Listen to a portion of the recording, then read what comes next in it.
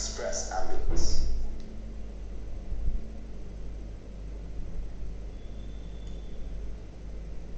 Hello, good evening everyone and welcome to ND nursing coaching. आप सभी का ND nursing coaching में हार्दिक स्वागत है। ओके, तो आज की क्लास हमारी 34th एमसीक्यू की क्लास होने वाली है, जिसके अंदर हम आज हेमेटोलॉजी से एमसीक्यू सीखेंगे। ओके, अगर आपको क्लास अच्छी लगे तो कृपया क्लास को लाइक, शेयर और चैनल को सब्सक्राइब करना बिल्कुल ना भूलें। ओके, एक बार क्लास को सब लोग लाइक कर देंगे और अपने अपने व्हाट्सएप ग्रुप के अंदर शेयर करना, ताकि मैक्सिमम स्टूडेंट लाइव आ जाए। Good evening everyone. Good evening Ashwini ji, Suchitra ji, Sheetal ji. Thank you Pawan, thank you for buying a super chat. Thank you Pawan. Okay, now अब हम आज की क्लास में देखेंगे हेमेटोलॉजी से एमसीक्यू। ओके, तो क्लास को स्टार्ट कर दे। सब लोग कृपया एक बार क्लास को शेयर कर देना, ताकि मैक्सिमम स्टूडेंट लाइव आ जाए। ओके, स्टार्ट करें क्लास को। तो आज की क्लास का हमारा पहला एमसीक्यू। ओके, अगर तुम सूरज की तरह चमकना चाहते हो, अगर तुम सूरज की तरह चमकना चाहते हो तो सबसे पहले सूरज की तरह जलना सीखना पड़ेगा। ओके, अगर एक बड़ी सफलता पानी है तो हमें उसके लिए दिन रात मेहनत करनी पड़ेगी, और मेहनत के सिवा सफलता बिल्कुल भी नहीं मिलती है। ओके, तो इसी मोटिवेशन के साथ आज हम एक और कदम आगे बढ़ाते हैं हमारी एम्स और डीएचएस 2021 की सक्सेस की तरफ। ओके, स्टार्ट कर देते हैं क्लास को। तो ये रहा हमारा पहला MCQ. The last product in the process of blood coagulation is. आपको पूछा गया है कि लास्ट प्रोडक्ट कौन सा होता है ब्लड कोएगुलेशन का।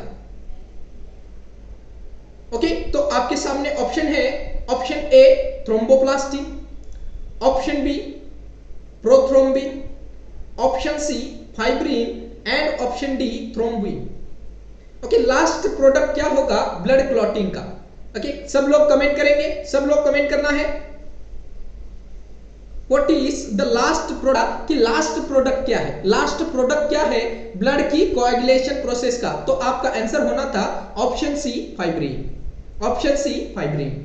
ओके, क्लियर है।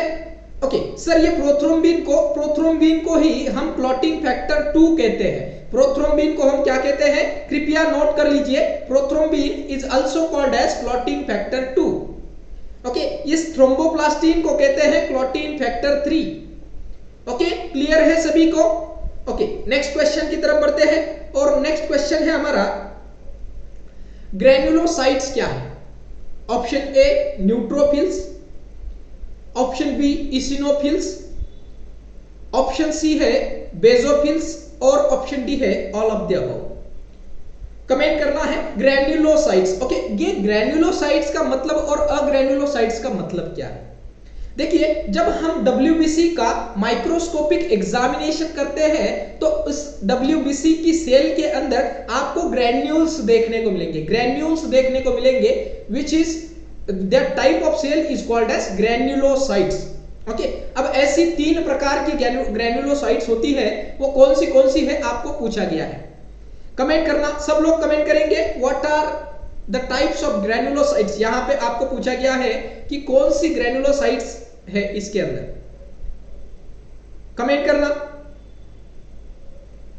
आप यहां पे सुपर चैट या सुपर स्टिकर भी यूज कर सकते हो, जो कि आप एनडी नर्सिंग कोचिंग को सपोर्ट प्रोवाइड करने के लिए यूज करते हैं। Siddharth ji, welcome to ND nursing coaching. Good evening Piyush ji, welcome to ND nursing coaching. Yes, what are the types of granulocytes? Okay, very good, very good. Okay, so these all are the types of granulocytes. कौन से है sir? Neutrophils, इसिनोफिल्स and basophils. Okay, NEB याद रख लेना। NEB is your types of granulocytes. Okay, clear है। Okay, now अब देखते हैं इमेज के अंदर ये जो WBC है हमारी, ये these all are the types of WBC। Okay, ये सारे WBC के टाइप्स हैं। WBC क्या करता है, हमारे इन्फेक्शन से प्रिवेंट करता है, इन्फेक्शन से हमें प्रिवेंट करता है। WBC also provide us immunity, also provide us immunity। Okay, immunity. Okay, WBC को और किस नाम से जाना जाता है सर? तो डब्ल्यूबीसी को हम पोलिसमैन ऑफ ब्लड के नाम से जानते हैं। ओके, डब्ल्यूबीसी को पोलिसमैन ऑफ ब्लड के नाम से भी जानते हैं। क्लियर है सभी को? क्लियर है? ओके, नाउ अब हम देखेंगे कि डब्ल्यूबीसी के अलग अलग टाइप्स है। तो ये रहे आपके टाइप्स। टोटल 5 प्रकार के डब्ल्यूबीसी है। 3 इसके अंदर से ग्रैन्युलोसाइट्स है, 2 अग्रैन्युलोसाइट्स होते हैं। ओके सर, अब न्यूट्रोफिल्स की अगर बात करें, अगर न्यूट्रोफिल्स की हम बात करें तो न्यूट्रोफिल्स ये जो है most abundant type of WBC है। दूसरा क्वेश्चन बनेगा, most abundant type of WBC present in the blood. Okay, जिसका 40 से लेकर 75% तक आपके न्यूट्रोफिल्स होते हैं। 40 से लेकर 75% तक आपके न्यूट्रोफिल्स होते हैं, which is most abundant type of WBC present in the blood. Okay, next ये जो है डब्ल्यूबीसी न्यूट्रोफिल्स ये मोस्टली मोटाइल टाइप्स होते हैं। ओके, मोर मोटाइल टाइप्स होते हैं, मतलब मूवेबल होते हैं। ओके, जहां पे इंजरी होगा वहां पे सबसे पहले एक्ट करने वाले हमारे न्यूट्रोफिल्स होंगे। क्लियर है? जब भी आपका कोई बैक्टीरियल इंफेक्शन होगा तो सबसे पहले बढ़ने वाला हमारा न्यूट्रोफिल्स होता है। ओके, ये सारे क्वेश्चन आपको एग्जाम के अंदर पूछने वाले हैं। ओके, सबसे पहले एक्ट कौन करेगा, सबसे ज्यादा डब्ल्यूबीसी कौन सा प्रेजेंट होता है, कितने परसेंट में प्रेजेंट होगा। ओके, ये क्वेश्चन यहां से क्लियर हो जाते हैं। ओके, नेक्स्ट ईसिनोफिल के बारे में देखते हैं। देखिए इसके अंदर देखिए ये जो छोटे छोटे ग्रैन्यूल्स दिख रहे हैं, इसीलिए इसको कहते हैं ग्रैन्युलोसाइट्स। ओके, तो अब एक और प्रश्न बनने की यहां पे संभावना दिखती है। जैसे कि आपको दिया जाएगा ये इमेज और पूछा जाएगा identify the types of WBC. Good evening, आपको पूछा जाएगा identify the types of WBC. तो इसको आपको पहचानना होगा कि यहां पे न्यूट्रोफिल्स है, क्योंकि इसका जो न्यूक्लियस है, न्यूक्लियस देखिए पॉलीमॉर्फिक न्यूक्लियस है। पॉलीमॉर्फिक न्यूक्लियस है, इसके अंदर इसको 4-5 पैर दिख रहे हैं। ओके, पॉलीमॉर्फिक न्यूक्लियस होता है न्यूट्रोफिल्स के अंदर। क्लियर है सभी को? ओके, अब समझ लेते हैं ईसिनोफिल्स के बारे में। ईसिनोफिल्स जो कि आपकी एलर्जिक रिएक्शन में और हाइपर सेंसिटिविटी की रिएक्शन में काम आता है। ओके, हाइपर सेंसिटिविटी की रिएक्शन में काम आता है। ओके, नेक्स्ट इसका परसेंटेज होता है सर 2 से 6%। 2 से 6% में हमारा ईसिनोफिल प्रेजेंट होता है। ओके, क्लियर है? ओके, नेक्स्ट हम देखेंगे बेसोफिल्स के बारे में। तो ये बेसोफिल्स जो है ये हमें 0.5 to 2% प्रेजेंट होता है। 0.5 to 2% प्रेजेंट होते हैं, जो कि सबसे कम प्रेजेंट होने वाले डब्ल्यूबीसी है। सबसे कम या फिर लोवेस्ट अमाउंट में प्रेजेंट होने वाले डब्ल्यूबीसी कौन से है हमारे ब्लड के अंदर? तो आपका आंसर होगा सर बेसोफिल्स। आंसर है आपका basophils.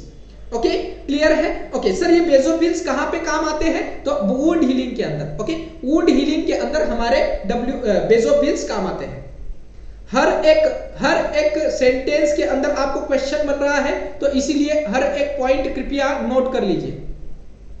Aditya ji, welcome to ND nursing coaching. आपका एनडी नर्सिंग कोचिंग में हार्दिक स्वागत है। अभी तक अगर किसी ने व्हाट्सएप ग्रुप ज्वाइन नहीं किया है तो व्हाट्सएप ग्रुप ज्वाइन कर लीजिए। आपको मेरा स्क्रीन पर नंबर दिख रहा है, वहां से आप व्हाट्सएप करके ग्रुप को ज्वाइन कर सकते हो। अगर आपने अभी तक सुपर चैट नहीं यूज किया है तो आप एनडी नर्सिंग कोचिंग को सपोर्ट प्रोवाइड करने के लिए सुपर चैट भी यूज कर सकते हो। ओके, नेक्स्ट अब हम देखेंगे कि अग्रैन्युलोटाइप्स ऑफ सेल। ओके, तो अग्रैन्युलोटाइप्स में आपके 2 प्रकार के आते हैं। एक है सर मोनोसाइट, दूसरा है लिम्फोसाइट्स। मोनोसाइट्स और लिम्फोसाइट्स। ओके, अब आपको एक और क्वेश्चन बनेगा कि न्यूक्लियस, जो पिंक कलर का न्यूक्लियस है वो होता है सर मोनोसाइट का। क्वेश्चन बनेगा पिंक कलर न्यूक्लियस वाली सेल को मोनोसाइट कहते हैं, बल्कि जो ब्लू कलर का न्यूक्लियस होता है उसको हम कहते हैं लिम्फोसाइट्स। ओके, लिम्फोसाइट्स कहते हैं। ओके, नेक्स्ट अब समझ लेना आपको पूछा जाएगा कि स्मॉलेस्ट सेल कौन सी है। स्मॉलेस्ट सेल कौन सी है? तो आपका आंसर होगा ये जो डब्ल्यूबीसी में सबसे स्मॉलेस्ट सेल होती है लिम्फोसाइट्स। ओके, स्मॉलेस्ट होती है lymphocytes. Dinesh ji, welcome to ND nursing coaching. Okay, next आपको पूछा जाएगा लार्जेस्ट, तो लार्जेस्ट है आपकी मोनोसाइट, लार्जेस्ट सेल है मोनोसाइट। ओके, क्लियर है सभी को, सबको क्लियर है? ओके, नेक्स्ट अब आपको पूछा जाएगा ये जो आपके लिम्फोसाइट्स है, ये जो लिम्फोसाइट्स है इनके तीन प्रकार की सेल इनसे बनती है। एक बी लिम्फोसाइट, टी लिम्फोसाइट और न्यूट्रल किलर सेल। ओके, तीन प्रकार की सेल हमारा लिम्फोसाइट्स बनाता है। ओके, तो इसके अंदर बी लिम्फोसाइट, टी लिम्फोसाइट और न्यूट्रल किलर सेल होती है। ओके सर, ये बी लिम्फोसाइट क्या करती है? बी लिम्फोसाइट क्या करती है? तो आपका फॉर्मेशन करती है। ओके, जिनका फॉर्मेशन आपका मैच्योर बोन मैरो में होता है। ओके, जो आपका मैच्योरेशन बोन मैरो में होता है। ओके, नेक्स्ट ये जो आपके बी लिम्फोसाइट है ये आपको ह्यूमोरल इम्यूनिटी प्रोवाइड करते हैं।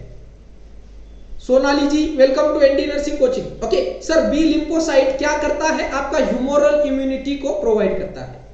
ओके, नेक्स्ट और ये जो हमारा बी लिम्फोसाइट है जब एक्यूट इंफेक्शन होता है तो उस दौरान सबसे एक्टिवेट रहने वाला यह लिम्फोसाइट्स है। ओके, क्लियर है सभी को? बी लिम्फोसाइट के बारे में ये 3-4 क्वेश्चन बनने वाले हैं। ओके, कि बी लिम्फोसाइट, ये जो बी लिम्फोसाइट है ये मैच्योर कहां पे होता है? तो हमारा बोन मैरो के अंदर मैच्योर होता है। बी लिम्फोसाइट हमें कौन सी इम्यूनिटी प्रोवाइड करता है? तो ह्यूमोरल इम्यूनिटी प्रोवाइड करता है। बी लिम्फोसाइट आपका एक्यूट इंफेक्शन में काम आता है। अब समझ लेते हैं टी लिम्फोसाइट के बारे में। टी लिम्फोसाइट इसका फॉर्मेशन कहां पे होता है? फॉर्मेशन कहां पे होता है? तो बोन मैरो के अंदर। ओके, बट मैच्योरेशन कहां पे होता है? क्वेश्चन अलग बनेगा। देखिए, बी लिम्फोसाइट और टी लिम्फोसाइट दोनों का फॉर्मेशन तो आपका बोन मैरो के अंदर हो रहा है, लेकिन जो आपके टी लिम्फोसाइट्स है ये टी लिम्फोसाइट का मैच्योरेशन आपकी थाइमस ग्लैंड में होता है। कृपया नोट कर लेना, टी लिम्फोसाइट का मैच्योरेशन कहां पे होता है? तो थाइमस ग्लैंड के अंदर। ओके, अब ये जो थाइमस ग्लैंड है बच्चों में सबसे एक्टिवेट रहने वाली ग्लैंड होती है। ओके, और जैसे हमारा एज बढ़ता जाता है ये थाइमस ग्लैंड श्रिंक होने लगती है। ओके ओके, नेक्स्ट हम देखेंगे कि सेल्यूलर, ये जो हमारी हमने देखा था बी लिम्फोसाइट कौन सी इम्यूनिटी प्रोवाइड करती है? Humoral immunity. वेरियस जो टी लिम्फोसाइट्स है, टी लिम्फोसाइट्स हमें सेल्यूलर इम्यूनिटी प्रोवाइड करती है। ओके, क्लियर है? क्लियर है सभी को? ओके, अब हमने बोला था कि जो बी लिम्फोसाइट है ये एक्यूट इंफेक्शन में काम आते हैं, वेरियस जो आपके टी लिम्फोसाइट है ये क्रोनिक इंफेक्शन के अंदर काम आते हैं। क्लियर है सभी को? Okay, clear. Okay, next question की तरफ बढ़ते हैं और नेक्स्ट क्वेश्चन है हमारा, blood without blood cell is. अगर ब्लड के अंदर से सारी ब्लड सेल निकाल दी जाए तो वो कौन सा ब्लड प्रोडक्ट बचेगा? ओके, उसे क्या कहेंगे हम? ऑप्शन ए है सीरम, ऑप्शन बी है plasma protein. Amol ji welcome to ND nursing coaching. Option C है प्लाज्मा और ऑप्शन डी है कोएगुलेशन फैक्टर। अगर हम ब्लड से सारी ब्लड सेल को निकाल दें तो उसे हम क्या कहेंगे? क्वेश्चन बनेगा, देखिए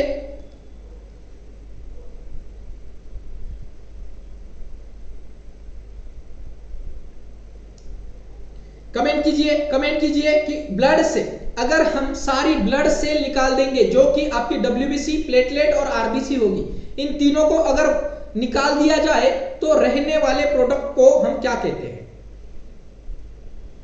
कमेंट करना है। लगभग 45 स्टूडेंट क्लास को वॉच कर रहे हैं, सबका कमेंट आना चाहिए।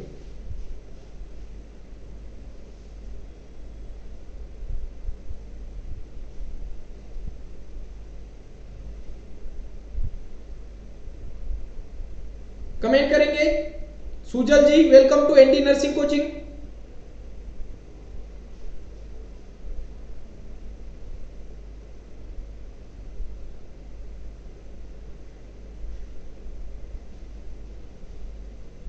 कमेंट करना है।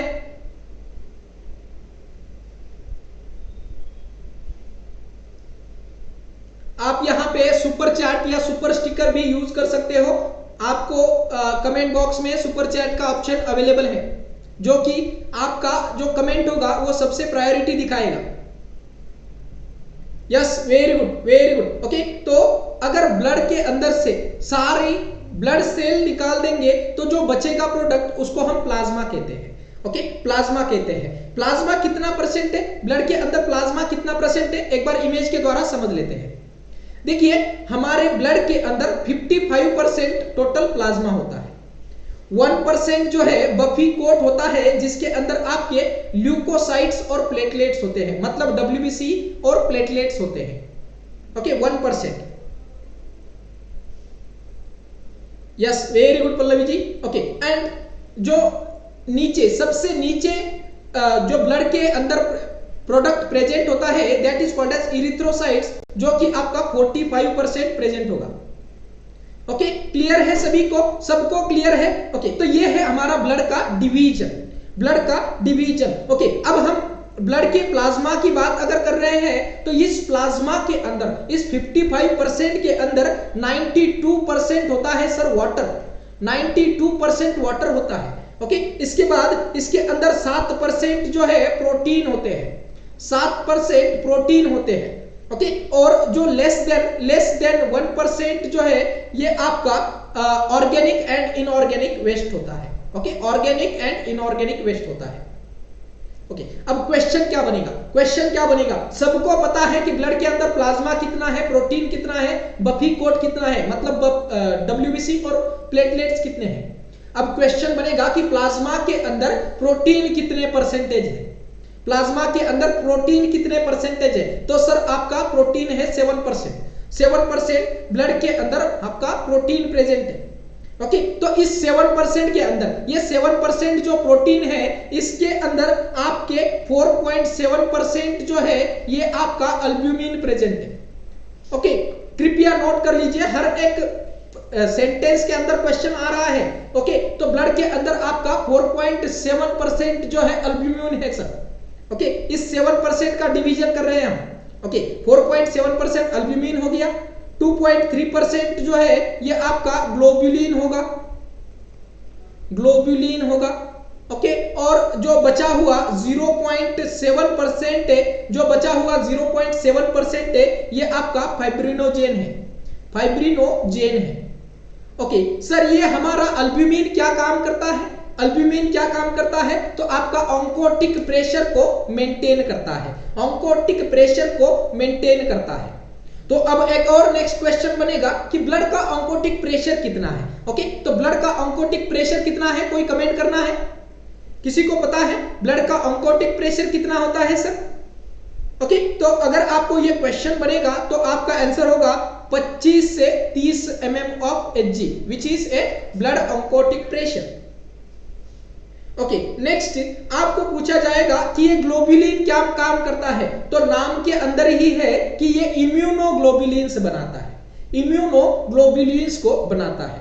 ओके, फाइब्रिनोजेन क्या काम करते हैं सर? तो ब्लड की क्लॉटिंग में हेल्प करते हैं, ब्लड क्लॉटिंग में हेल्प करेंगे फाइब्रिनोजेन। क्लियर है सभी को, सबको क्लियर है? ये सारे क्वेश्चन बनने वाले हैं। ओके, अब सीरम किसको कहते हैं? ओके, सीरम किसको कहते हैं? तो देखिए, सीरम इज इक्वल टू अगर हम प्लाज्मा में से क्लॉटिंग फैक्टर अगर निकाल देंगे, क्लॉटिंग फैक्टर अगर निकाल देंगे तो जो बचा हुआ है उसको हम बोलेंगे सीरम। ओके, अगर हम प्लाज्मा में से क्लॉटिंग फैक्टर को निकाल देंगे तो that is called as serum. Okay, लगभग 50 स्टूडेंट क्लास को वॉच कर रहे हैं, सभी से रिक्वेस्ट है कि आप हमारा व्हाट्सएप ग्रुप ज्वाइन कर लीजिए, क्योंकि आपको जो आने वाली नई अपडेट्स है व्हाट्सएप ग्रुप के अंदर मिलने वाली है। ओके, नाउ अब आपको पूछा जाएगा कि प्लाज्मा, तो प्लाज्मा को कैसे कैलकुलेट करेंगे हम? प्लाज्मा को कैसे कैलकुलेट करेंगे? तो जो हमारा सारा ब्लड है उसके अंदर से हम सेल्यूलर कंपोनेंट को निकाल देंगे, सेल्यूलर कंपोनेंट को निकाल देंगे तो वो बचने वाला होगा आपका जो है प्लाज्मा होगा। क्लियर है सभी को, सबको क्लियर है? ओके, नाउ अब आपको एक और क्वेश्चन बनेगा सर, क्वेश्चन एक और बनेगा कि जो आर्टेरियल ब्लड होता है, जो आर्टेरियल ब्लड होता है उसका कलर क्या होगा? आपको कैसे पता चलेगा कि एबीजी के अंदर जब आपने ब्लड लिया है तो वो आर्टेरियल है या वेनस है? तो देखने के बाद आपको पता चलेगा कि अगर आर्टेरियल ब्लड है तो वो ब्राइट रेड कलर का होगा, और अगर वेनस ब्लड है तो वो डार्क रेड कलर का होगा। दोनों का डिफरेंस कृपया नोट कर लेना। ओके, ये भी एक आपको क्वेश्चन बनेगा। ओके, तो इस क्वेश्चन का करेक्ट आंसर था सर कि blood without blood cell is called as plasma. Next question की तरफ बढ़ते हैं। Most sensitive cell to hypoxia. Hypoxia के लिए मोस्ट सेंसिटिव सेल कौन सी है? ऑप्शन है आपका, option A myocardial cell, option B neurons, option C nephrons, और ऑप्शन डी है स्केलेटल मसल। आपको पूछा गया है कि मोस्ट सेंसिटिव सेल कौन सी है हाइपोक्सिया के लिए। कमेंट करना है सबको। लगभग 53 स्टूडेंट क्लास को वॉच कर रहे हैं। आप यहां पे सुपर चैट या सुपर स्टिकर भी यूज कर सकते हो। कमेंट करना है। Hinu ji, welcome to ND nursing coaching.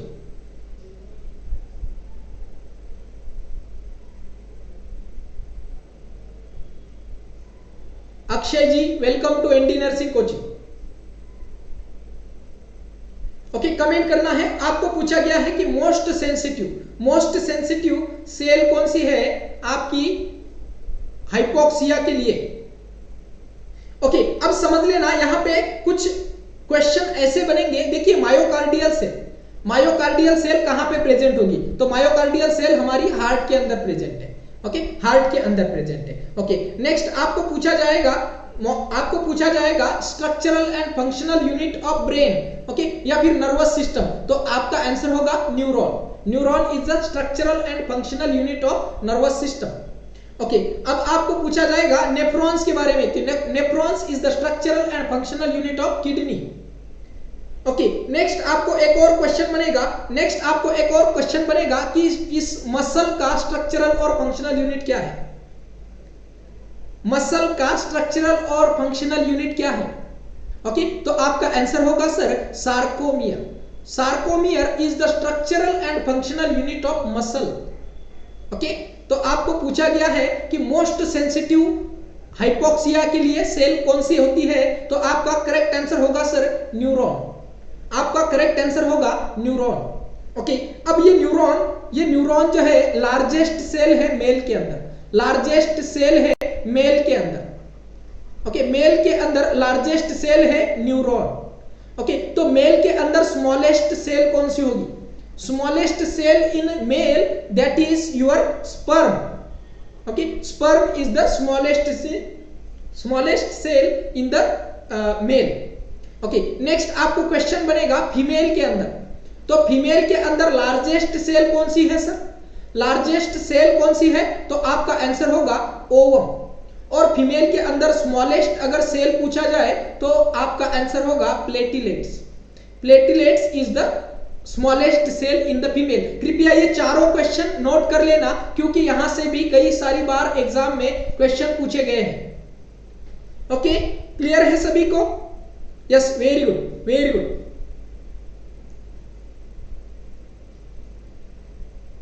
Okay, तो आपका करेक्ट आंसर था neuron is the most sensitive cell for the hypoxia. अगर आपकी ब्रेन को 5 से 6 मिनट तक ऑक्सीजनेटेड ब्लड सप्लाई नहीं होता है, then there will be an irreversible damage to this neuron, जो कि एक बार अगर न्यूरॉन्स को डैमेज हो जाएगा तो इसके अंदर फिर से रिपेयर का चांसेस नहीं होता है। ओके, क्लियर है सभी को? एक बार मैंने आपको क्वेश्चन पूछा गया था कि जो कार्डियक सेल है उसके अंदर कैंसर भी नहीं होता है। ओके, ये भी एक क्वेश्चन पूछा था आपको।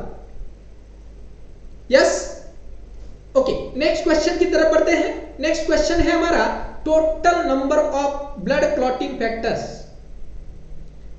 एक सिंपल क्वेश्चन है। ओके, आपको पूछा गया है कि टोटल कितने ब्लड क्लॉटिंग फैक्टर होते हैं। ऑप्शन है 12, ऑप्शन बी 13, ऑप्शन सी 14 और ऑप्शन डी है 15।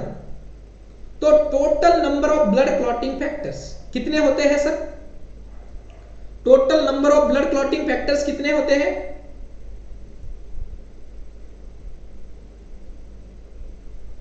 हर एक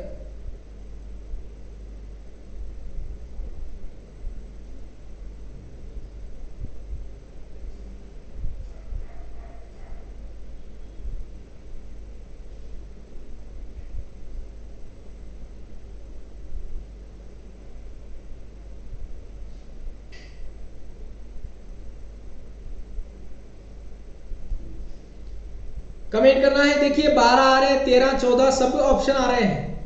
ओके, तो टोटल नंबर कितना होता है? अगर ये क्वेश्चन आएगा तो कंफ्यूजिंग होना नहीं चाहिए। ओके, टोटल नंबर कितना है सर? टोटल नंबर है आपका 13। Okay, total 13 blood clotting factors है। ओके, तो कौन से है sir? Total 13 blood clotting factor कौन से है? ओके, तो clotting factor 1। Okay, clotting factor 1 जिसको हम क्या कहते हैं? फिब्रिनोजेन। ओके सर, अब आपको पूछा जाएगा ये सारे क्लॉटिंग फैक्टर को याद कैसे रखें? इन सारे क्लॉटिंग फैक्टर को याद कैसे रखें? तो हम यहां पे एक शॉर्ट ट्रिक लिख लेते हैं। शॉर्ट ट्रिक लिख लेंगे कि टोटल क्लॉटिंग फैक्टर 13 को कैसे याद रखें। ओके, तो समझ लेना, हम यहां पे लिखेंगे फ्रेशर्स पार्टी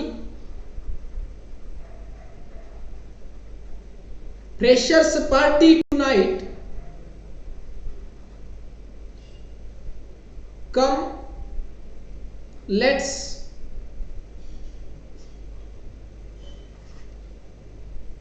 sing and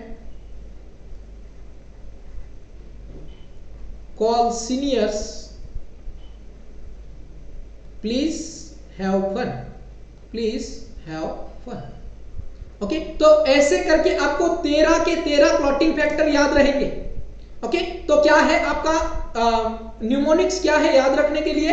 तो pressure party tonight comes let's, आपको 6 जो 6th नंबर वाला क्लॉटिंग फैक्टर है वो अब्सेंट है।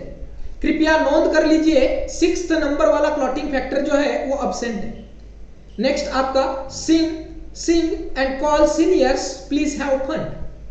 ओके, ऐसे करके आप इस क्लॉटिंग फैक्टर को नोट कर सकते हो, याद रख सकते हो। ओके, तो क्लॉटिंग फैक्टर 1 को कहते हैं सर फिब्रिनोजेन।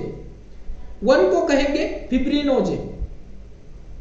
ओके, तो एफ आ रहा है यहाँ पे, तो फ्रेशर्स के लिए यूज किया जाएगा। ओके, नेक्स्ट क्लॉटिंग फैक्टर 2 को कहते हैं सर प्रोथ्रोम्बिन। ओके, अभी हमने बताया था क्लॉटिंग फैक्टर 2 को कहते हैं प्रोथ्रोम्बिन। कृपया सब लोग इसको नोट कर लेना और इस चार्ट को अपने नोटबुक में एक बार एग्जाम से पहले रिवाइज कर लेना, क्योंकि यहां से कई सारी एग्जाम में डायरेक्ट 1 मार्क के लिए क्वेश्चन पूछा गया था।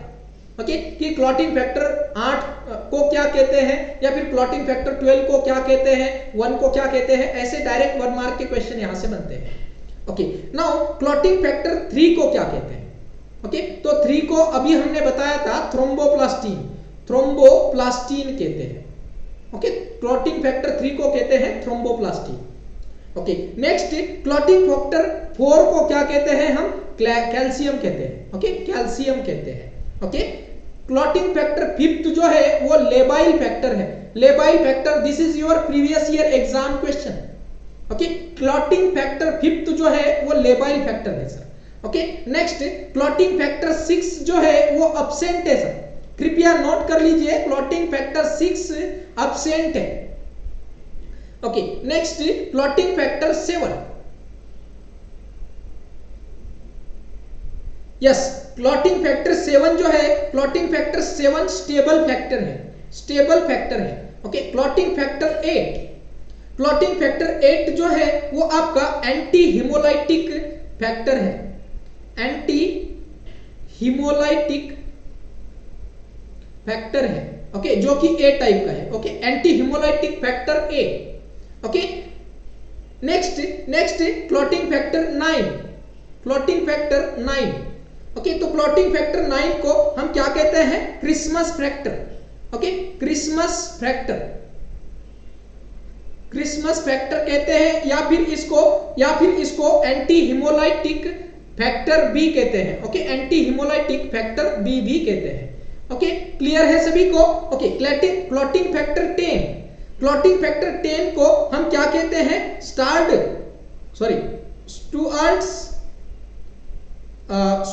प्रोवर factor. Okay, Stuart's Prower factor. Okay, clotting factor 10 को हम कहते हैं Stuart Prower factor. Okay, clotting factor 11, clotting factor 11। Okay, तो क्लॉटिंग फैक्टर 11 को क्या कहेंगे हम sir? Plasma thromboplastin, plasma thromboplastin. Okay,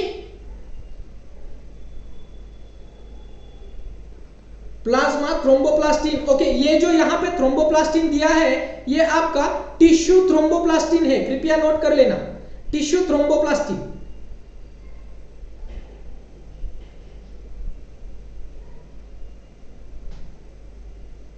sorry, not haemolytic, haemophilic. Okay, next आपका जो 12th है, 12th क्लॉटिंग फैक्टर है, क्लॉटिंग फैक्टर 12, इसको हम कहते हैं एगमैन्स फैक्टर।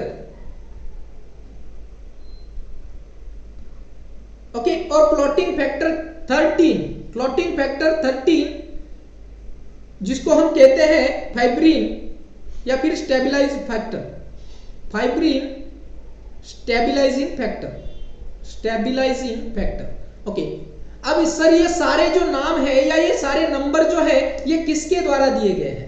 तो सबसे पहले कौन आइडेंटिफाई किया गया था? तो फाइब्रिनोजेन सबसे पहला आइडेंटिफाई किया गया था, इसीलिए इनको नंबर वाइज जैसे जिसकी डिस्कवरी हुई है उसका नंबर दिया गया है। ओके, तो टोटल हमारे 13 क्लॉटिंग फैक्टर्स है जिनके नाम हमने यहाँ पे पुट कर दिए हैं। ओके, तो इसको याद कैसे रखना है? निमोनिक्स क्या है? तो freshers party tonight, come let's dash sin and call seniors to have fun। Clear है सभी को?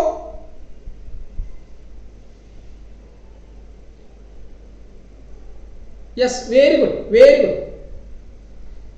ओके, तो आपको पूछा गया था कि कितने नंबर ऑफ क्लॉटिंग फैक्टर्स है, तो हमारे total 13 numbers of clotting factors है। ओके, नेक्स्ट क्वेश्चन की तरफ बढ़ते हैं, और बहुत सिंपल क्वेश्चन यहां से पुट कर दिया गया है कि लाइफ स्पैन कितनी है प्लेटलेट्स की। ऑप्शन ए है 8 से 12 दिन, ऑप्शन बी है 20 से 30 दिन, ऑप्शन सी है 30 से 60 दिन, और ऑप्शन डी है 60 से 70 दिन। ओके, तो लाइफ स्पैन कितनी है? लाइफ स्पैन कितनी है प्लेटलेट की? आरबीसी की सभी को पता है। ओके, आरबीसी की लाइफ स्पैन पता है, तो आज प्लेटलेट की लाइफ स्पैन बता दीजिए।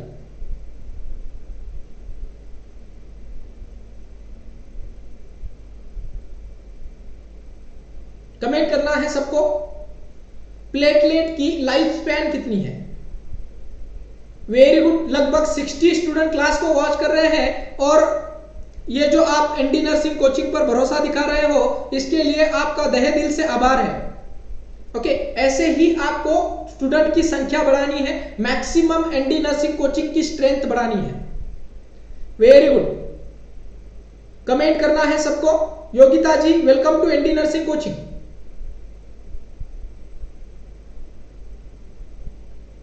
देखिए अलग अलग आंसर आ रहे हैं, अलग अलग आंसर आ रहे हैं, क्योंकि सभी को पता है आरबीसी की लाइफ स्पैन कई सारी बार क्वेश्चन रिपीट हुआ है। आरबीसी की लाइफ स्पैन अगर पूछे जाए तो सबको पता है सर 120 डेज होती है, और ये मोस्ट रिपीटेड क्वेश्चन है। लेकिन आपको अब पूछा जाएगा प्लेटलेट की लाइफ स्पैन कितनी है, प्लेटलेट की लाइफ स्पैन कितनी है। ओके, तो अगर आपको पूछा जाएगा कि सर प्लेटलेट की रेंज कितनी होती है, ब्लड के अंदर रेंज कितनी है प्लेटलेट की, तो 1.5 to 4.5। ओके, 1.5 to 4.5 रेंज है।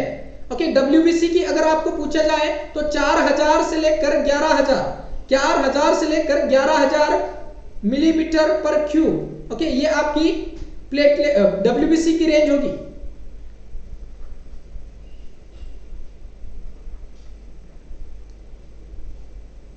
यस, कमेंट करना है। Very good, very good. Okay, तो अब देखिए यहां पे आपको पूछा गया है कि प्लेटलेट की लाइफ स्पैन कितनी है। ओके, तो प्लेटलेट की लाइफ स्पैन होती है सर 8 से 12 दिन। 8 से 12 दिन, कृपया नोट कर लेना, 8 से 12 दिन प्लेटलेट की लाइफ स्पैन होगी।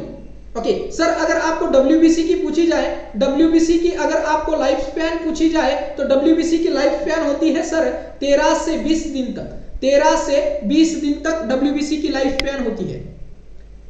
ओके, नाउ अब आपको पूछा जाएगा कि ये डब्ल्यूबीसी के अंदर जो 5 प्रकार की सेल आती है, न्यूट्रोफिल्स, इस्नोफिल, बेसोफिल, लिम्फोसाइट और मोनोसाइट, इन पांचों प्रकार की जो सेल है इनकी हर एक की लाइफ स्पैन अलग है। तो इसको और अच्छे से और डीप से समझने के लिए आप हर एक सेल की लाइफ स्पैन लिख लेना। ओके, तो सबसे पहले लिखेंगे न्यूट्रोफिल्स की। न्यूट्रोफिल्स की लाइफ स्पैन कितनी है सर? तो 2 से 5 दिन। कृपया सब लोग नोट कर लेना, क्योंकि अभी आरबीसी की लाइफ स्पैन कोई भी नहीं पूछेगा। अब थोड़ा डिफिकल्ट क्वेश्चन आने वाले हैं। ओके, तो हमको हर एक क्वेश्चन में सीखना है। ओके, नेक्स्ट पूछा जाएगा इसिनोफिल्स की लाइफ स्पैन कितनी है। इसिनोफिल्स की लाइफ स्पैन कितनी है सर? तो आपका आंसर होगा 7 से 12 दिन। 7 से 12 दिन इसिनोफिल्स की लाइफ स्पैन होगी। नेक्स्ट आपको क्वेश्चन बनेगा बेसोफिल्स की लाइफ स्पैन कितनी होती है। बेसोफिल्स की लाइफ स्पैन कितनी है सर? तो 12 से 15 दिन। 12 से 15 दिन तक होती है, जो कि डब्ल्यूबीसी में सबसे ज्यादा जिंदा रहने वाली सेल है। ओके, कौन सी है सर? डब्ल्यूबीसी में सबसे ज्यादा जिंदा रहने वाली सेल कौन सी है? तो आंसर होगा बेसोफिल्स, जो कि सबसे कम मात्रा में अवेलेबल है। बेसोफिल्स, देखिए 2 क्वेश्चन बेसोफिल्स में कंफ्यूजिंग करने वाले हैं। सबसे ज्यादा जिंदा रहने वाली डब्ल्यूबीसी जो कि बेसोफिल्स है, लेकिन सबसे कम मात्रा में अवेलेबल होने वाली डब्ल्यूबीसी जो है आपकी बेसोफिल्स है। ओके, दोनों डिफरेंस कृपया कमेंट नोट कर लेना। ओके, लॉन्गेस्ट लाइफ है, longest life of WBC basophils. Okay, next पूछा जाएगा मोनोसाइट्स की लाइफ स्पैन कितनी है। मोनोसाइट्स की लाइफ स्पैन कितनी है? तो आंसर होगा 2 से 5 दिन। 2 से 5 दिन। नेक्स्ट पूछा जाएगा लिम्फोसाइट्स। लिम्फोसाइट्स की लाइफ स्पैन कितनी है? तो आपका आंसर होगा आधे से 1 दिन तक। आधे से 1 दिन तक, जो कि शॉर्टेस्ट लाइफ स्पैन है। शॉर्टेस्ट लाइफ स्पैन सारी ब्लड के अंदर, हमारे ब्लड के अंदर सबसे शॉर्टेस्ट लाइफ स्पैन, और डब्ल्यूबीसी में भी सबसे शॉर्टेस्ट लाइफ स्पैन जो है हमारी लिम्फोसाइट्स की होती है। लिम्फोसाइट्स की होती है। ओके, तो सब लोग इसको नोट कर लेना, क्योंकि ये जो डिफरेंस है आपको क्वेश्चन में पूछा जाएगा। ओके, तो आपको पूछा जाएगा आरबीसी की लाइफ स्पैन। तो आरबीसी की लाइफ स्पैन सबको पता है कि 120 डेज है, लेकिन हर किसी को यह नहीं पता है कि सर टर्म बेबी अगर है तो उसके अंदर जो आरबीसी प्रेजेंट है तो उनकी लाइफ स्पैन आपकी ओनली 80 डेज तक होती है, 80 दिन तक होती है। तो क्वेश्चन अभी अडल्ट की आरबीसी के बारे में नहीं पूछेगा। अब पूछेंगे कि टर्म बेबी की आरबीसी की लाइफ स्पैन कितनी होती है। तो आपको आंसर आना चाहिए, आंसर है सर 80 डेज। ओके, अगर प्री टर्म बेबी है तो इनके आरबीसी की लाइफ स्पैन कितनी होती है सर? 60 डेज तक। ओके, 60 डेज तक ओनली। ओके, तो इसीलिए जो प्री टर्म बेबी होते हैं इनके अंदर जॉन्डिस के चांसेस सबसे ज्यादा होते हैं। ओके, जॉन्डिस के, बिकॉज दिस आरबीसी की लाइफ स्पैन बहुत कम होने की वजह से आरबीसी का डिस्ट्रक्शन बहुत ज्यादा होता है। ओके, और अगर आरबीसी का डिस्ट्रक्शन ज्यादा होगा तो यहां पे जॉन्डिस होने के चांसेस बहुत ज्यादा होंगे। ओके, क्लियर है सभी को? सबको क्लियर है? ओके, नेक्स्ट आरबीसी की नॉर्मल रेंज कितनी है? ब्लड के अंदर आरबीसी की नॉर्मल रेंज कितनी है? ओके, तो आपका आंसर होगा 3.5 से लेकर 6.5 मिलियंस पर मिलीमीटर क्यूब। ओके, कितनी है नॉर्मल रेंज? जो कि सबसे ज्यादा पाए जाने वाली सेल्स है ब्लड के अंदर। ब्लड के अंदर सबसे ज्यादा पाए जाने वाली सेल्स कौन सी है सर? तो आरबीसी है हमारी। ओके, क्लियर है? सबको क्लियर है? ये सारे क्वेश्चन जो कि आपकी ब्लड सेल के ऊपर बनते हैं।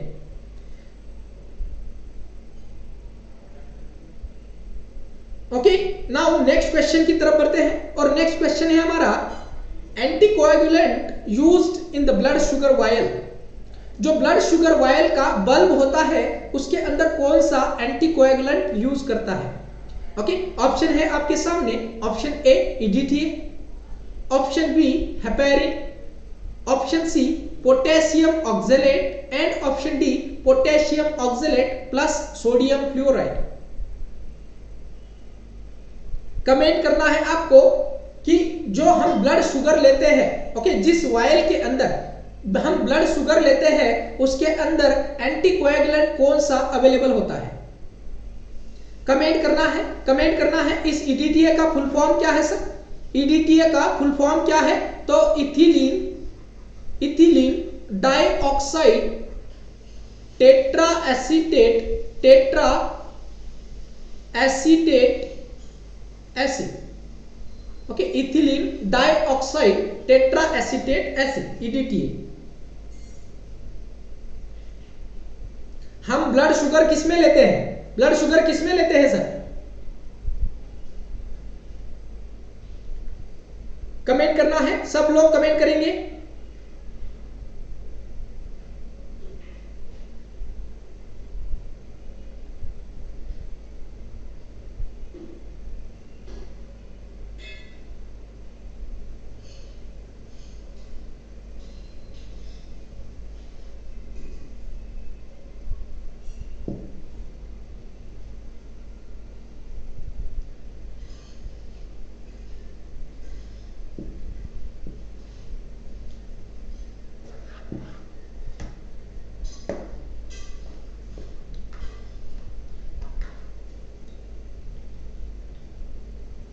कमेंट करना है, सबको कमेंट करना है।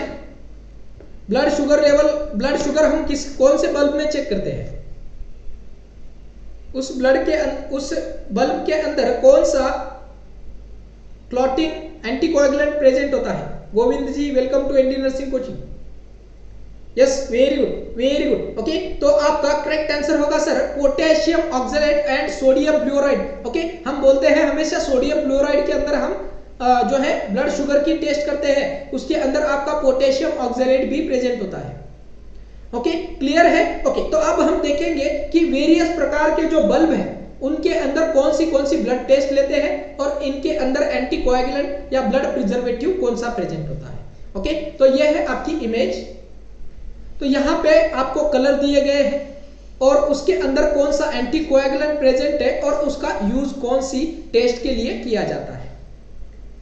ओके, नाउ अब आपको सबसे पहले दिया गया है रेड कलर का, जिसको हम प्लेन बल्ब कहते हैं। ओके, इसको हम क्या कहते हैं? प्लेन बल्ब, जिसके अंदर कोई भी एंटीकोएगुलेंट नहीं प्रेजेंट होता है और सारी सीरोलॉजिकल स्टडीज जो है इसके अंदर हम करते हैं और सीरोलॉजिकल के साथ बायोकेमिस्ट्री का एग्जामिनेशन। ओके, क्लियर है सभी को? Manoj ji, welcome to ND nursing coaching. Okay, अब यहाँ पे रेड बल्ब जो है जिसके अंदर, इसको हम प्लेन बल्ब कहते हैं, कोई भी एंटीकोएगुलेंट नहीं प्रेजेंट है, सारी सीरोलॉजिकल एग्जामिनेशन इन बायोकेमिस्ट्री हम इसके अंदर करते हैं।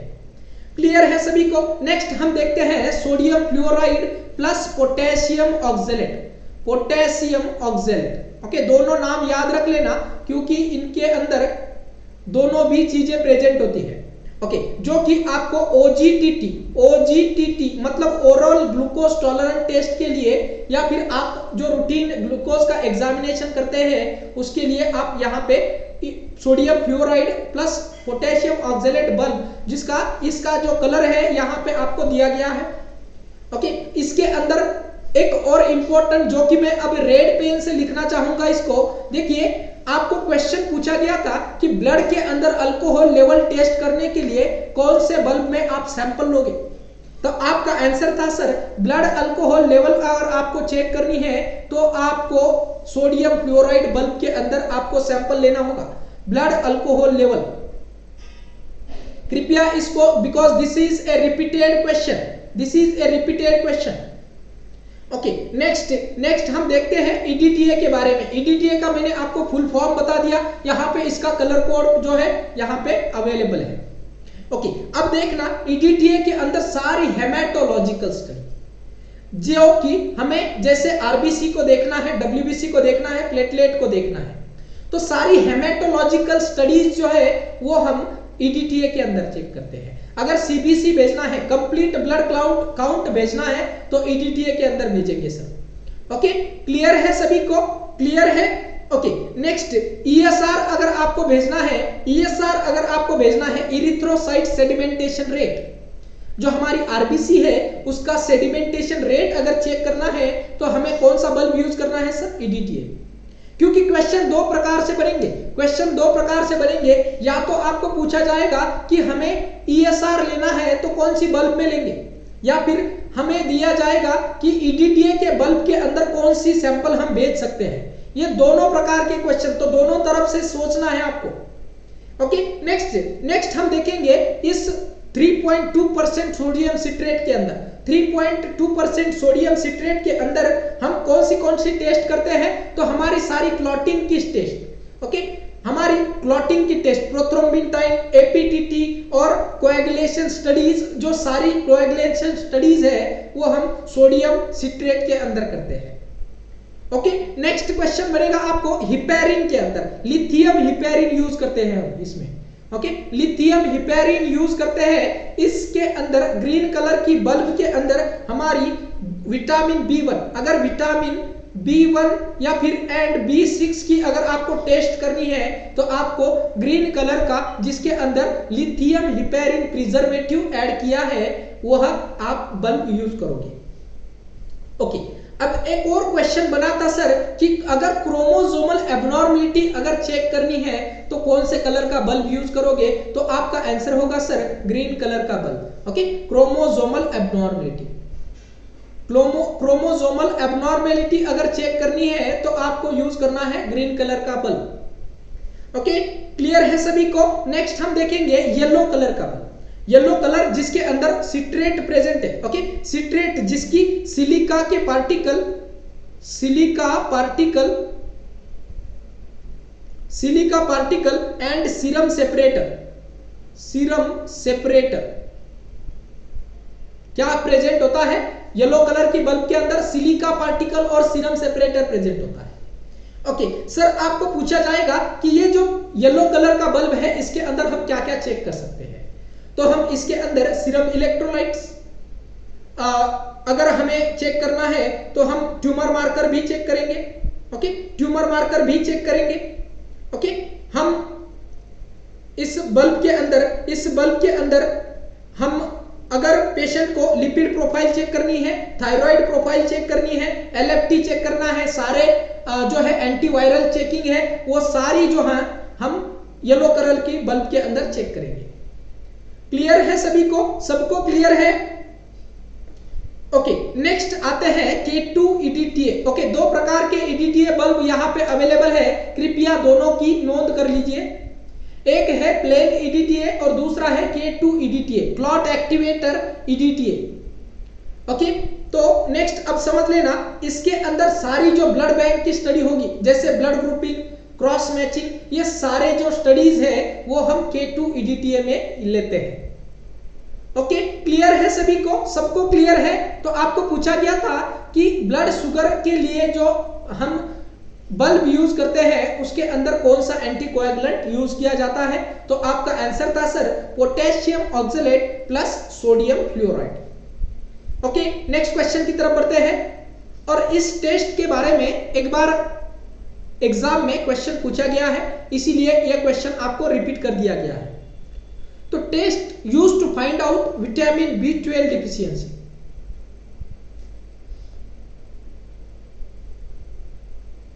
ओके, तो आपका आंसर है option A Schilling test, option B है विडाल टेस्ट, ऑप्शन सी है ऑर्टोलानी टेस्ट और ऑप्शन डी है बेनेडिक्ट टेस्ट। ओके, तो आपको पूछा गया है कि विटामिन B12 की डिफिशियंसी को टेस्ट करने के लिए कौन सी टेस्ट की जाती है? विटामिन B12 की डेफिशिएंसी को चेक करने के लिए कौन सी टेस्ट यूज की जाती है? कमेंट करना। लगभग 50 स्टूडेंट क्लास को वॉच कर रहे हैं, सबका आंसर आना चाहिए।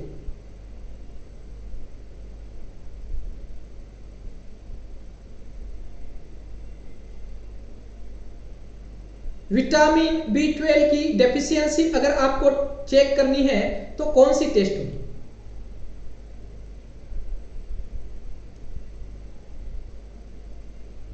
यस, कमेंट करना है, सबको कमेंट करना है।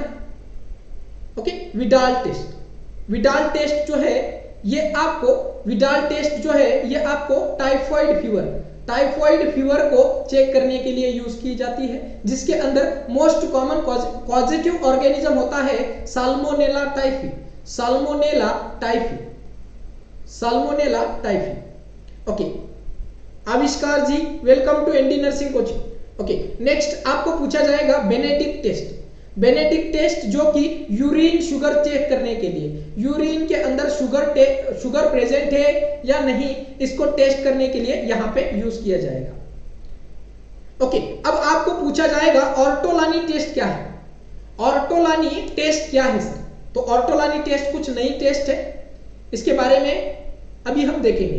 देखिए ऑर्टोलानी टेस्ट जो है ये हिप डिसलोकेशन के लिए की जाती है, हिप डिसलोकेशन को आइडेंटिफाई करने के लिए की जाती है। ओके, अब आपको एक और क्वेश्चन बनेगा, ऑर्टोलानी टेस्ट के अंदर दो प्रकार की टेस्ट की जाती है, एक है सर बार्लो टेस्ट, दूसरी है ऑर्टोलानी टेस्ट।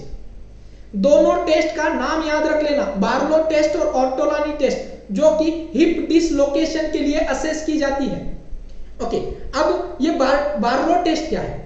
तो बार्लो टेस्ट के अंदर हम एबडक्ट करते हैं हिप को, एबडक्ट करते हैं हिप को, और हम ट्राई करते हैं टू हम बार्लो टेस्ट के अंदर पुश करते हैं, ओके, ना कि अबडक्ट। ओके, हम पुशिंग करते हैं और हम ट्राई करते हैं to dislocate the hip, dislocate करने का, हिप को डिसलोकेट करने का प्रयास करते हैं। ओके, कृपया दो डिफरेंस नोट कर लीजिए, बार्लोस टेस्ट के अंदर हम हिप को पुश कर रहे हैं अंदर की तरफ, ओके, इनवर्ड एंड डाउनवर्ड की तरफ हम हिप को पुश कर रहे हैं ताकि बच्चे का जो हिप है वो डिसलोकेट हो जाए। ओके, ये बार्लोस टेस्ट है। ओके, दूसरी है सर ऑर्टोलानी टेस्ट। ऑर्टोलानी टेस्ट के अंदर हम हिप को एबडक्ट करते हैं, हिप को एबडक्ट करते हैं ताकि जो हिप डिसलोकेट हुआ है उसको फिर से एबडक्शन का उसको फिर से हम रिलोकेट करने का प्रयास करते हैं। ओके, रिलोकेट करने का प्रयास करेंगे। ओके, तो सर अब ये दोनों टेस्ट जो है इसके अंदर हिप डिसलोकेट हुआ या फिर रिलोकेट हुआ ये कैसे पता चलेगा? तो जब भी हिप का डिसलोकेशन या रिलोकेशन होता है तो चंक का साउंड आता है। ओके, साउंड कैसा आएगा सर? चंक का साउंड। ओके, तो ये आपको पता चल जाएगा कि अगर हिप डिसलोकेट हुआ है या रिलोकेट हुआ है। ओके, तो चंक साउंड याद रख लेना, चंक साउंड को याद रख लेना, क्योंकि क्वेश्चन यही से भी बन सकता है। ओके, क्लियर है सभी को? क्लियर है? तो शीलिंग टेस्ट, शीलिंग टेस्ट आपकी विटामिन B12 की डिफिशियंसी को, विटामिन B12 की डेफिशिएंसी को चेक करने के लिए की जाती है। ओके, क्लियर है सभी को? सबको क्लियर है? ओके, नेक्स्ट क्वेश्चन की तरफ बढ़ते हैं। तो आपका इसका करेक्ट आंसर था sir option A, Schilling test. Okay, next question की तरफ बढ़ते हैं। Which among the following blood group is a safe for an AB negative client?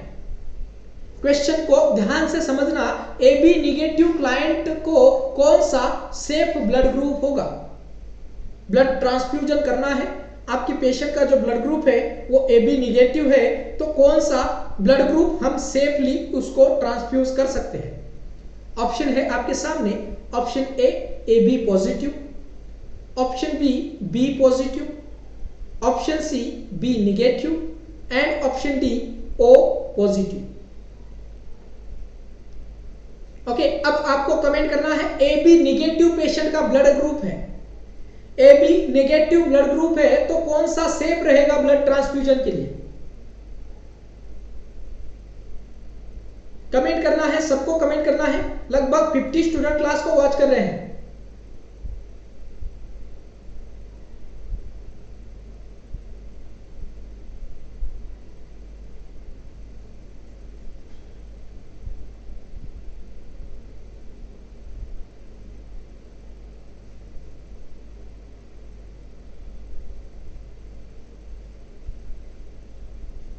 Comment करना है।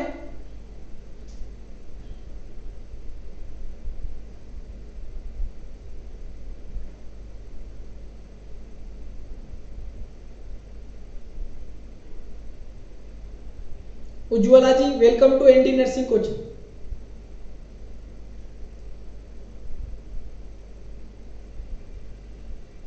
ओके, अब हम सारे ब्लड टाइप और कौन donate to, okay, donate to और रिसीव फ्रॉम, ये सारे चीजों के बारे में हम एक बार देख लेंगे, क्योंकि ये सारी चीजें हमें ब्रश अप करने की जरूरत है। ओके, तो देखिए, अगर आपका ए प्लस ब्लड ग्रुप है, ओके, ए ब्लड ग्रुप और ये जो है प्लस रिसस फैक्टर है RH पॉजिटिव, ए RH पॉजिटिव अगर है, ओके, तो आप डोनेट कर सकते हो ए प्लस और ए बी प्लस को, ए बी पॉजिटिव और ए पॉजिटिव को। ओके, नेक्स्ट आप रिसीव किससे कर सकते हो? अगर ए पॉजिटिव ब्लड ग्रुप है तो रिसीव किससे कर सकते हैं? तो आप ए positive, A negative, O positive और ओ नेगेटिव से आप रिसीव कर सकते हो। ओके, नेक्स्ट हम देखेंगे, अगर ब्लड ग्रुप ओ पॉजिटिव है तो आप किसको किसको ब्लड डोनेट कर सकते हो? तो ओ पॉजिटिव को, ए पॉजिटिव को, ए बी पॉजिटिव को और बी पॉजिटिव को आप ब्लड डोनेट कर सकते हो, लेकिन ले किससे सकते हो? ओ पॉजिटिव और ओ नेगेटिव से ओनली। ओके, अगर आपका ब्लड ग्रुप बी है तो हम बी पॉजिटिव है तो हम किसको ब्लड डोनेट कर सकते हैं? तो बी आपका बी पॉजिटिव और ए बी पॉजिटिव को डोनेट कर सकता है। ओके,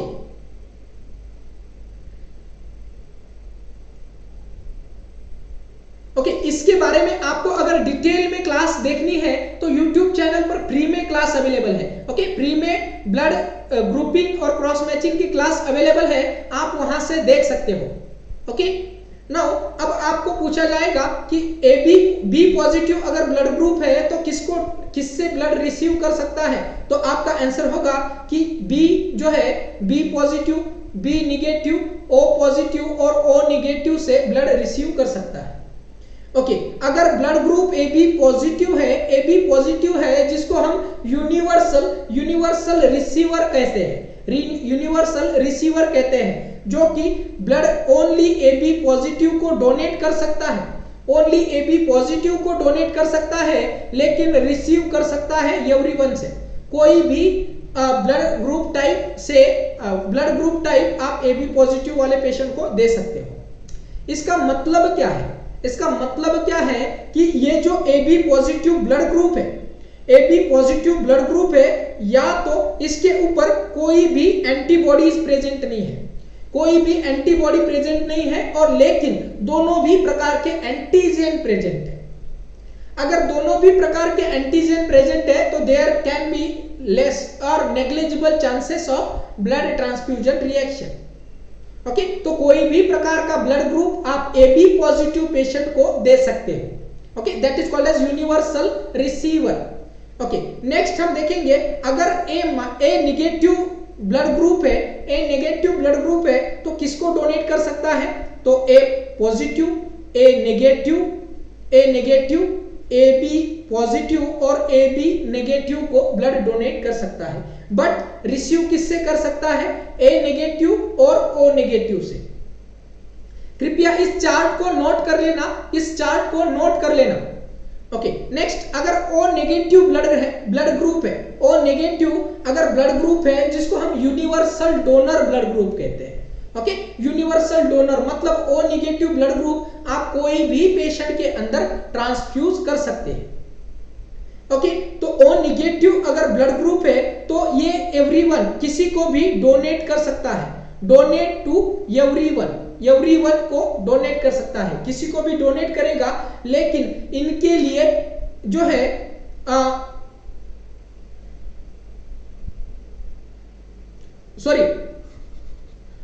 इनके लिए जो है only O negative blood group चाहिए होगा। Okay, next, B negative blood group अगर ब्लड ग्रुप है तो ये दे सकता है B positive, B negative, A B positive और ए बी नेगेटिव। ओके, इन चारों को ये जो है डोनेट कर सकता है, but receives only from B negative and O negative.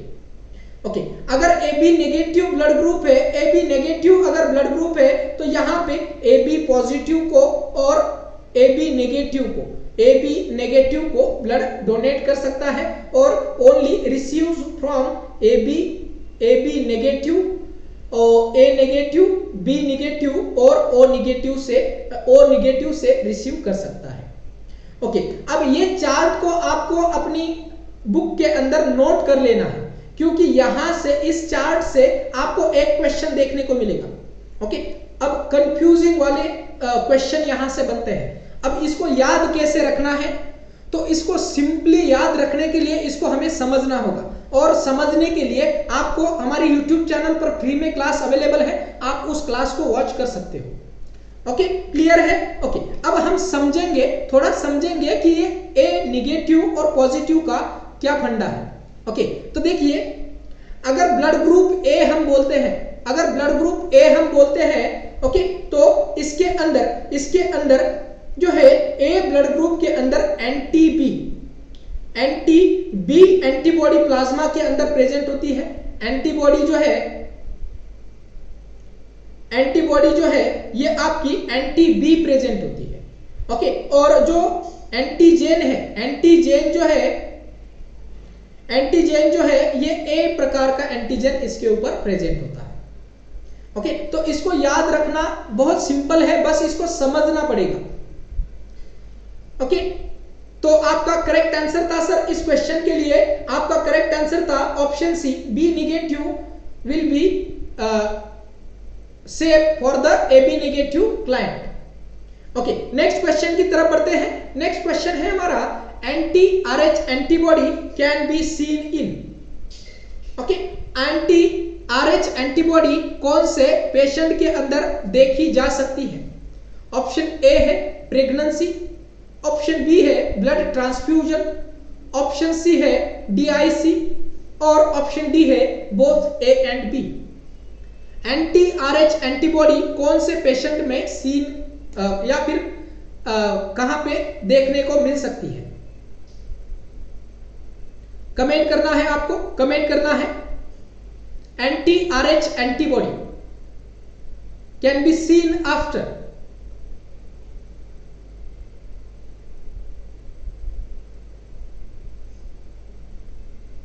Comment करना है, सब लोग कमेंट करेंगे।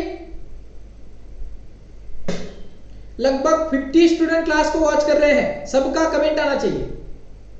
और अगर आपको क्लासेस अच्छी लग रही है तो कृपया एक बार क्लास को लाइक कर देना और अपने सारे नर्सिंग फ्रेंड के साथ कृपया क्लास को शेयर कर देना, ताकि सबको इन क्लासेस का बेनिफिट मिले।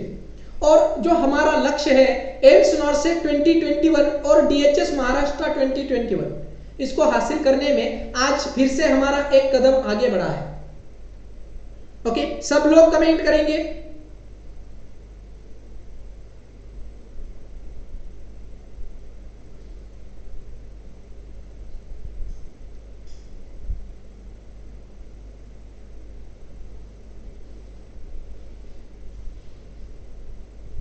Yes very good, very good.